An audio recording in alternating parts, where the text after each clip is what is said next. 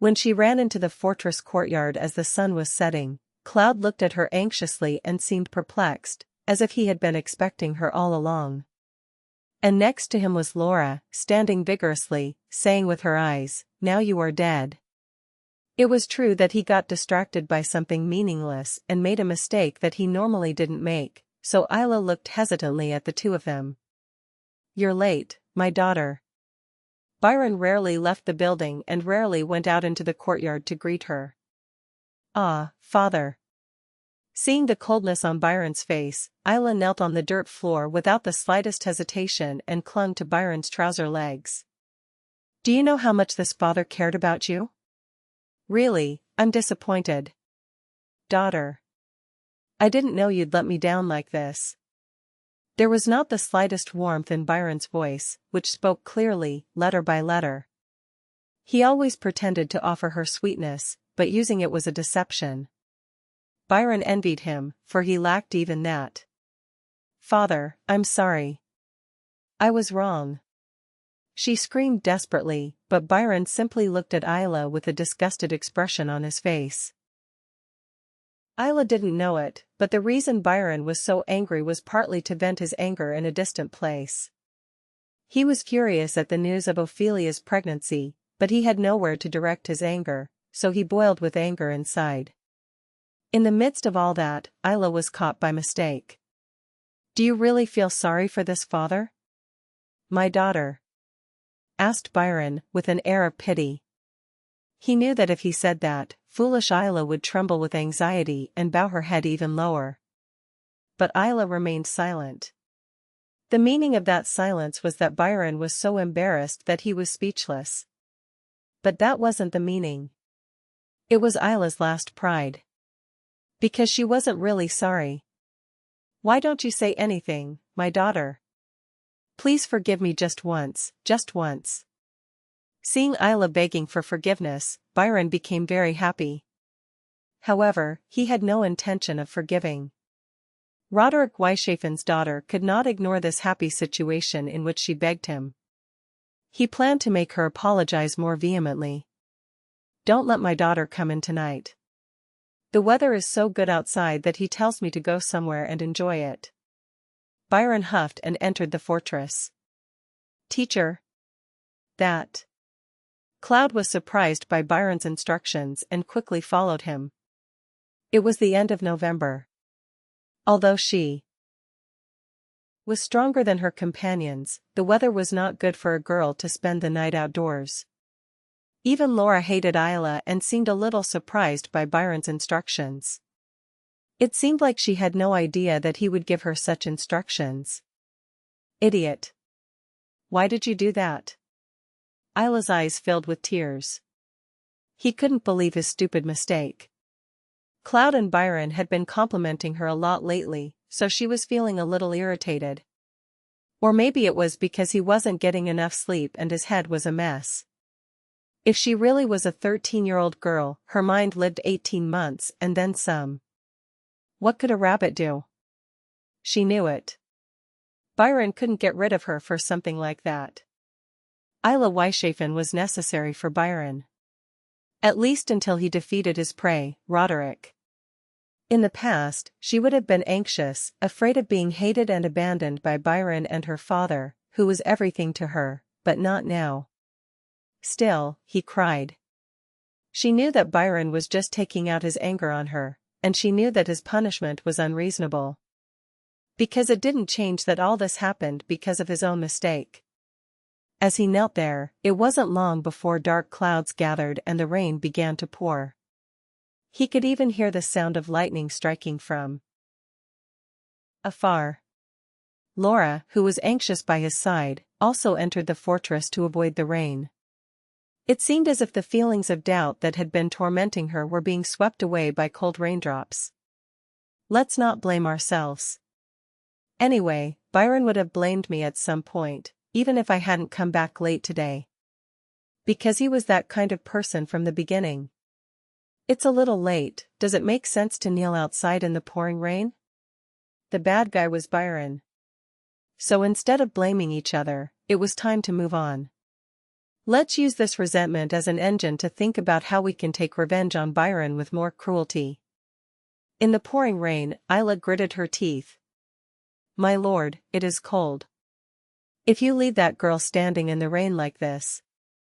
Byron showed a disapproving look, but Cloud did not back down and followed him into the room to persuade Byron. Byron was sitting by the warm fire drinking steaming tea and had a dark expression on his face. Although it hurt Cloud's pride to try to persuade him without breaking his will, it was because what he said was not wrong.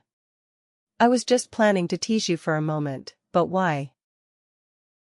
Would it rain? His head hurt. Ayla was born very strong, so she didn't get sick very often, but when she did get sick, it hurt her a lot. It would have been a big problem if he had caught a cold in the late autumn rain. Although it hadn't been long, Byron must have been quite proud if it took so long. He decided to simply follow Cloud's opinion. Okay, let him come in. But before Byron could finish speaking, Laura came to Byron's room, stamping her feet on the floor. Ah, uncle. That girl. Forgetting that the owner of that room was Byron, he threw open the door without knocking, entered and immediately shouted. Cloud, embarrassed by Laura's words, hurriedly looked out the window. Ayla was lying on the cold floor. Byron was stunned as he looked over Cloud's shoulder and saw the devastation spreading out the window, with the rain pouring down on him. He wasn't that weak.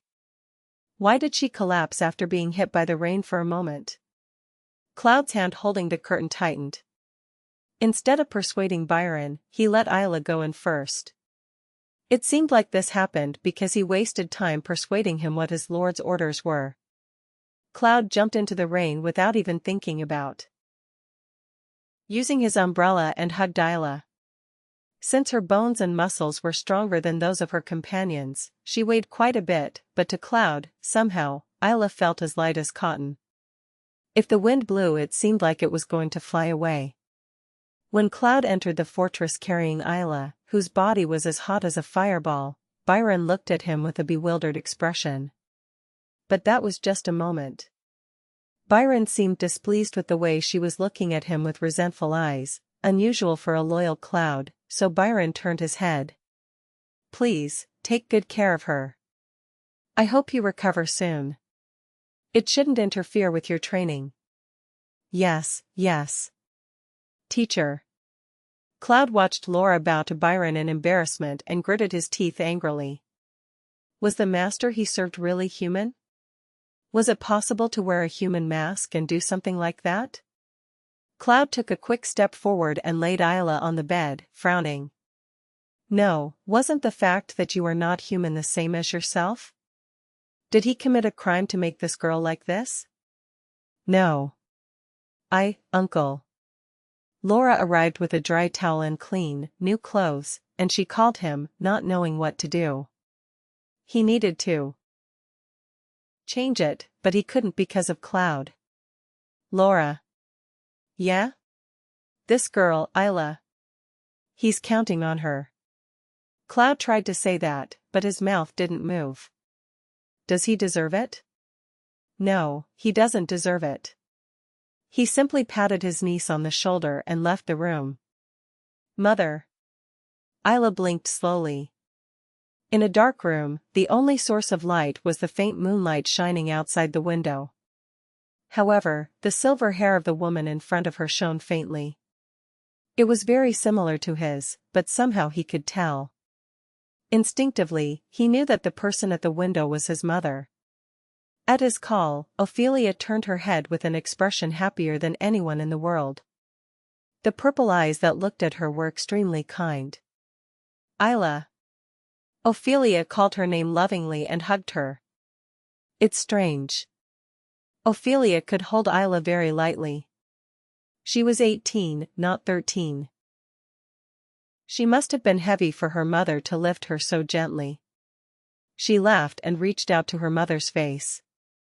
Looking at his short arms and chubby baby hands, Ayla finally realized it. It's a dream. A dream from his childhood.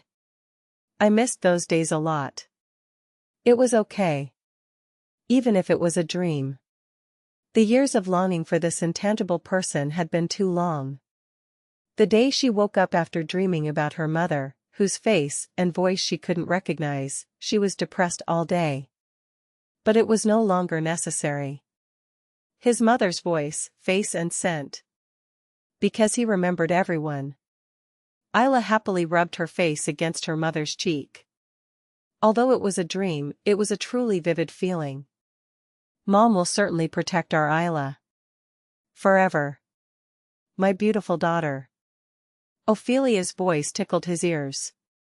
Although it was only a dream, those words were a great comfort. Warm tears flowed from the corners of Ayla's eyes.